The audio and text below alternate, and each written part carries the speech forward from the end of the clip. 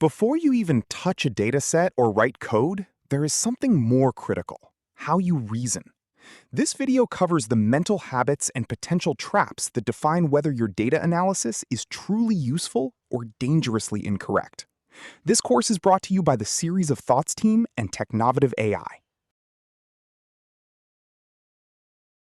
In this video, you will learn 3 concrete skills: how to use question-first thinking, how to distinguish between correlation and causation, and how to spot common reasoning biases in your data.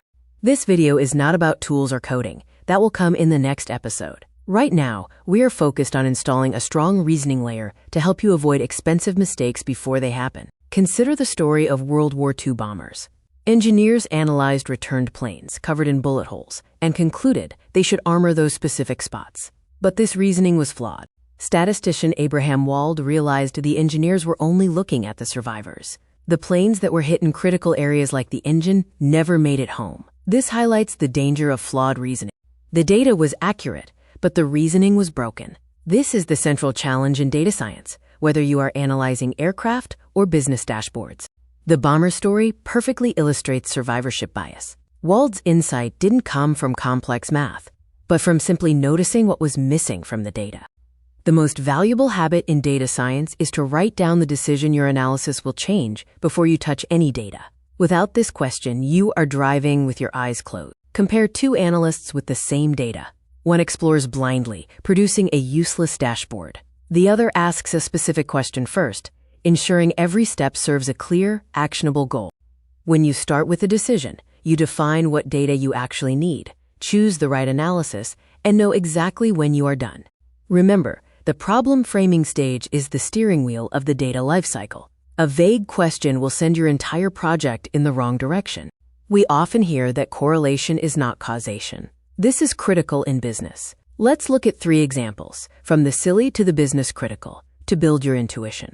Take ice cream sales and drowning deaths. They correlate because of a lurking variable, summer. Neither causes the other, but they move together due to a third, unmeasured factor.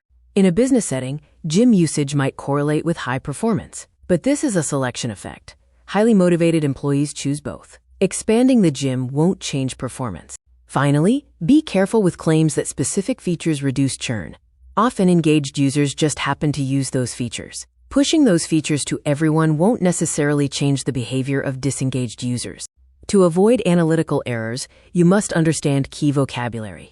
2 essential concepts are the lurking variable, an unmeasured factor that creates a fake relationship, and the selection effect, where your dataset isn't random because the items in it essentially selected themselves. Here is a practical rule. Correlation is merely a clue that points you in the right direction. Causation, however, is a much stronger claim that requires solid evidence like controlled experiments or rigorous causal inference methods. Always ask, what else could explain this pattern, before committing to an answer. Every data scientist must master 3 critical biases: sampling bias, survivorship bias, and confirmation bias. These aren't just for experts. They are permanent equipment for every project, from your very first to your 1000th. Sampling bias happens when your data doesn't represent the full population because specific groups were systematically excluded.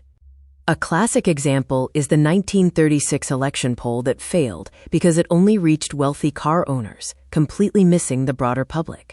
Sampling bias is dangerous because it often hides in plain sight. When analyzing data, you must always ask, who had to opt in, who had to be reached, and who had to survive to even appear in this dataset? Next is survivorship bias. This occurs when you reason only from the cases that made it through a selection process, leaving failures invisible. Whether it's planes that survived the war or successful billionaires who dropped out of college, you're missing the context of those who failed. Survivorship bias appears in many places, from listening only to successful restaurant advice to historical records that favor civilizations that left monuments. If you only look at winners, you lose sight of the full reality. Confirmation bias is the tendency to seek out information that validates what you already believe. It is the most personal bias, occurring inside the analyst's head. The best defense is to ask, what evidence would change my mind, and then actively look for it. In the workplace, confirmation bias can lead to incomplete analysis if you only search for data that supports a preferred narrative.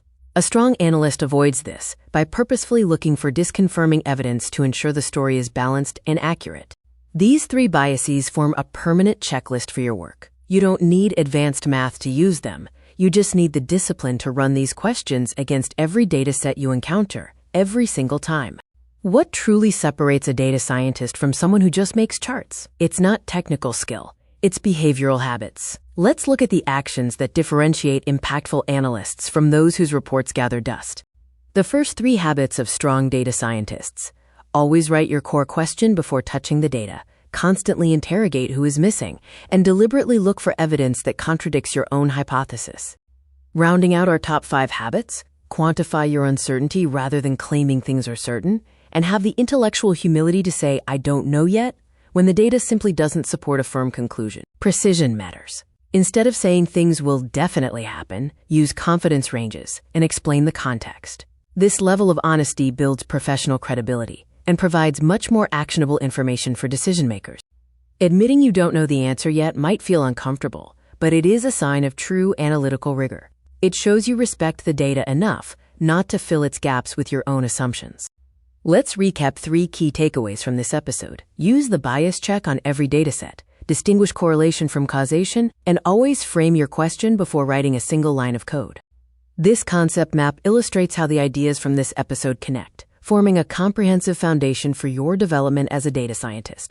For your hands-on exercise, conduct a claim autopsy. Find a data claim in the news or at work, and perform a 1-page analysis using the template provided. The autopsy template has 3 steps. Quote the claim exactly, define the decision it supports, and determine whether the evidence shows correlation or actual causation. To complete your autopsy, perform the bias checks. Look for sampling issues, account for survivorship bias, and honestly seek evidence that would confirm or weaken the claim. Revisit your Episode 1 problem framing worksheet and add a section on bias risks. Identifying these potential pitfalls now will be critical when you start modeling data in Python later. We have intentionally focused on building this reasoning layer first. Technical tools are only effective when guided by a disciplined mindset. This foundation is essential for everything that follows. Review these key terms from this episode: question-first framing, lurking variable, selection effect, and falsifiability. Understanding these will help you articulate your analytical process. In the next episode, we move from reasoning to the tools. We will explore why Python is the language of choice and begin looking at the libraries that power modern data science. Episode 2 is complete. Before moving forward, ensure you have completed your claim autopsy and updated your framing worksheet. Keep the 3 core rules in mind. Frame first, distinguish causation, and always question the data.